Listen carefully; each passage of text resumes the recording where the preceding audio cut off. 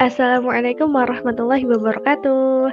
Selamat pagi, siang, atau sore bagi Bapak, Ibu, atau teman-teman atau adik-adik nih sedang menonton video kali ini. Nah, perkenalkan saya Inaya Trulisirah dari Prodi Geografi Lingkungan Universitas Gadjah Mada. Nah, di sini saya akan menyampaikan salah satu materi yang saya dapat dari perkuliahan, yaitu mengenai sosialisasi mitigasi bencana, tangkas, tanggap, tangguh menghadapi bencana. Nah, di sini adalah salah satu program kerja dari KKN PPM UGM periode 2 tahun 2021. Karena KKN ini bersifat online, jadi saya membuat video ini agar dapat ditonton kapan saja bagi Bapak, Ibu, teman-teman, atau adik-adik. Selanjutnya saya akan memanggilnya dengan Sobat Tangguh Bencana. Nah, Sobat Tangguh Bencana, di sini saya akan mulai dengan pembahasan, yaitu yang pertama, potensi gempa bumi di Lombok, yang kedua, pengertian mitigasi bencana, yang ketiga adalah kenapa sih kita harus ada mitigasi bencana, kemudian yang keempat adalah bagaimana langkah mitigasi bencana dan bagaimana mitigasi bencana alam saat pandemi. Potensi gempa bumi yang pertama yang akan saya bahas. Nah, kita tahu bahwasanya di Lombok itu potensi terbesar bencana alam yaitu gempa bumi karena frekuensi terjadinya atau bencana alam yang banyak terjadi di Lombok yaitu gempa bumi. Nah, potensi itu beda loh sama prediksi. Nah, potensi sama prediksi itu beda. Nah, kalau prediksi kita tahu kapan mau terjadi dan waktunya. Tapi kalau potensi itu adalah kita nggak tahu kapan akan terjadi atau di mana akan terjadi. Tapi potensi ini adalah suatu bencana yang nanti akan terjadi. Tapi kita nggak tahu kapan. Nah, apakah gempa bumi termasuk bencana? Kenapa saya tadi bilang bencana gempa bumi? Karena bencana itu sendiri merupakan peristiwa atau rangkaian peristiwa yang mengancam dan mengganggu kehidupan dan penghidupan masyarakat yang disebabkan baik oleh faktor alam maupun non-alam maupun faktor manusia sehingga mengakibatkan timbulnya korban jiwa, kerusakan lingkungan, kerugian harta benda, dan dampak psikologis menurut Undang-Undang Nomor 4 Tahun 2007. Nah, di sini kita tahu di garis bawahi bahwasanya bencana itu peristiwa atau rangkaian peristiwa yang mengancam atau mengganggu kehidupan dan penghidupan masyarakat. Nah, gempa bumi. Nah, kita tahu dampak gempa bumi itu apa? Dampak gempa bumi itu sendiri adalah kerusakan infrastruktur, timbulnya korban jiwa. Nah, itu kan dapat mengancam kehidupan masyarakat. Nah, contoh yang bukan bencana itu ketika mungkin badai es yang terjadi di kutub utara. Karena di sana tidak ada permukiman, di sana tidak ada masyarakat, jadi itu bukan termasuk bencana yang tidak mengancam gitu ya secara fisik. Nah, selanjutnya yaitu apa itu gempa bumi? Nah, gempa bumi atau earthquake atau sering disebut masyarakat sebagai lindu adalah getaran atau guncangan yang terjadi di permukaan bumi akibat pelepasan energi dari dalam. Pelepasan energi dari dalam, jadi dari dalam bumi. Saat tiba-tiba yang menciptakan gelombang seismik yang bisa disebabkan oleh pergerakan lempeng bumi. Jadi di bumi itu ada lempeng bumi yang bergerak. Nah, jadi yang bergerak itu bukan, sebenarnya yang bergerak itu kita loh. Kita, bumi itu bergerak. Nah, seakan-akan kita tidak bergerak gitu loh. Tapi faktanya kita yang bergerak karena adanya pergeseran lempeng bumi ini namanya. Nah, baik karena aktivitas vulkanik itu seperti erupsi Gunung Merapi maupun tektonik. Tektonik itu tadi ya, lempeng bumi tadi ya. Nah, selain itu gempa bumi juga dapat disebabkan oleh adanya ledakan bom atau jatuhnya asteroid gitu. Menghantam bumi bergetar, itu gempa bumi juga. Nah, gempa bumi ini menurut Salkiglu dan Basoglu 2008, mungkin bacanya seperti itu. Nah, gempa bumi ini peringkat kedua di antara bencana alam yang paling mematikan yang mempengaruhi manusia. Nah, ini salah satu gambar yang saya dapatkan di internet yang menggambarkan kondisi Lombok setelah terjang gempa bumi pada tahun 2018. Dan di sini saya merangkum beberapa gempa Lombok gitu ya yang terasa dan cukup besar pada sejarah yang tercatat begitu. Nah, di sini membuktikan bahwasanya ya gempa bumi ini salah satu potensi yang memang terjadi di Lombok. Gempa bumi tahun 2018 itu disebabkan oleh sesar atau patahan.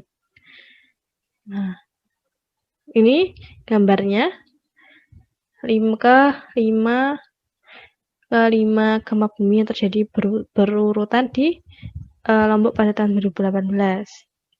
Berdasarkan data dari USGS. Nah, di sini kita dapat lihat bahwasanya di Lombok itu terjadi gempa dengan pusat di bagian utara, tapi juga memungkinkan bahwasanya di sekitarnya juga terasa. Karena memang sesar naik Flores ini merupakan sesar yang dangkal gitu. Jadi dia terasa.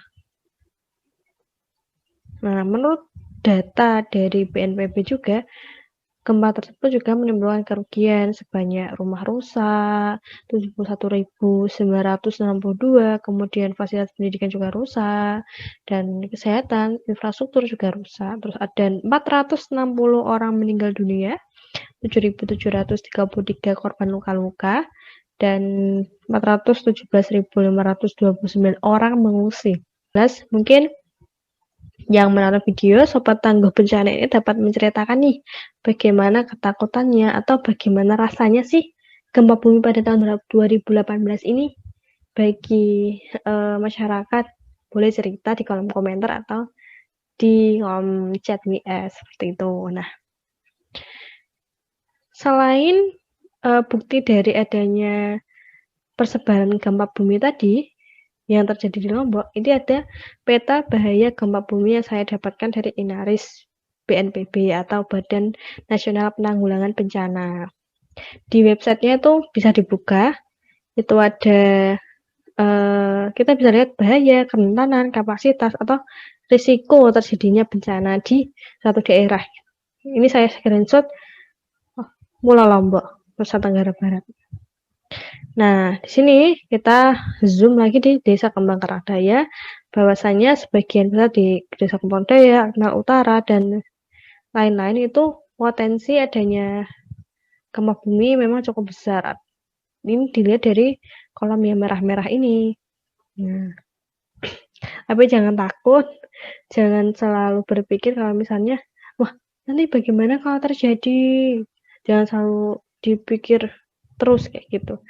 Karena memang ya bencana itu akan terjadi. Nah, makanya kita harus belajar mengenai mitigasi bencana. Nah, tadi sudah disinggung mengenai lempeng. Nah, bagaimana gempa bumi itu terjadi? Di sini penjelasannya lebih lanjut, kita mempelajari tentang geologi Indonesia. Bahwasanya Indonesia itu terdapat 3 lempeng ya. Tektonik, ada lempeng plate, itu adalah lempeng Australia, lempeng Eurasia dan lempeng Pasifik. Nah, ketiganya ini bergerak satu sama lain. Ketika lempeng Australia dan lempeng Eurasia tabrakan, itu bisa menyebabkan gempa subduksi namanya ya, atau tabrakan. Dan adanya timbulnya Gunung Merapi itu juga dipengaruhi oleh tabrakan lempeng ini juga. Jadi memang makanya Indonesia itu ya rawan terhadap gempa bumi, rawan terhadap bencana seperti itu, karena memang ada 3 lempeng besar di sini dan kita harus terlalu waspada dimanapun kita berada. Tidak harus di Lombok, tidak harus di rumah, di Kembang Karangdaya dan sebagainya, dimanapun kita harus waspada. Nah, ini penjelasannya Indonesia merupakan negara kepulauan yang terletak di 3 lempeng tektonik. Kemudian, tatanan wilayah Bali dan Nusa Tenggara dipengaruhi oleh keberadaan zona tumbukan lempeng di bagian selatan Pulau Lombok, yaitu lempeng Indo-Australia dan Eurasia, dan adanya sesar atau patahan naik dan sesar lokal yang disebabkan juga oleh adanya aktivitas tektonik tadi. Nah, kenapa kita harus siap menghadapi bencana sih? Kenapa? Karena potensi tadi gempa yang terjadi di Pulau Lombok dan sekitarnya. Ya, potensi gempa dan terjadi di Indonesia juga. Maka kita harus belajar mitigasi bencana. Yang kedua adalah kita tidak bisa mengelak tinggal di Indonesia dengan daerah rawan bencana, tapi kita ada upaya untuk pengurangan risiko bencana, yaitu mengurangi jatuhnya korban dan mengurangi dampak yang lebih besar pada bencana mendatang. Istilahnya sedia payung sebelum hujan ya. Ketika bencana terjadi, kita sudah siap dahulu nih. Nah, yang keempat tak kalah menarik yaitu menurut penelitian bahwasanya setelah gempa besar biasanya ada trauma terhadap gempa, apalagi pada anak-anak yang mungkin belum dewasa, dia sudah merasakan gempa. Ada kecemasan, ketakutan itu sendiri terhadap gempa bumi. Makanya kita di sini sama-sama belajar mengenai mitigasi bencana. Kita mitigasi bencana diri kita sendiri, kita memitigasi bencana orang lain atau tetangga, dan sebagainya. Terlebih dari diri sendiri, menyelamatkan diri sendiri saat nanti terjadi suatu bencana alam. Gitu. Bukan berarti saya mendoakan nanti terjadi bencana alam, tidak. Ini kita sama-sama belajar harus aware atau harus waspada terhadap bencana. Nah, kenapa kita harus melakukan mitigasi bencana? Ya tadi pengurangan risiko. Pengurangan risiko bencana hubungannya sama ini juga. Kesehatan. Kita dapat mengurangi korban luka-luka dan korban jiwa. Dan infrastruktur, kita bisa mengurangi rusaknya bangunan dan sebagainya ya. Dan kita juga bisa mitigasi bencana kita sendiri jika terjadi mungkin kebakaran, tsunami, tanah longsor dan sebagainya. Biasanya gempa bumi itu diikuti oleh bencana lain juga gitu setelah gempa bumi. Makanya kita harus tahu nih. Selanjutnya yaitu dampak yang dihasilkan adalah ekonomi berupa kehilangan pekerjaan, mengganggu sistem ekonomi, lingkungan, kerusakan lingkungan, pohon tumbang, dan sebagainya ya. Sosial bisa contohnya ada bertambahnya kemiskinan dan kelaparan seperti itu. Bagaimana kita dapat mengurangi ya, tidak meniadakan, mengurangi dari risiko bencana itu sendiri biar ininya berkurang dampaknya gitu. Nah, bab kedua kita masuk ke mitigasi bencana.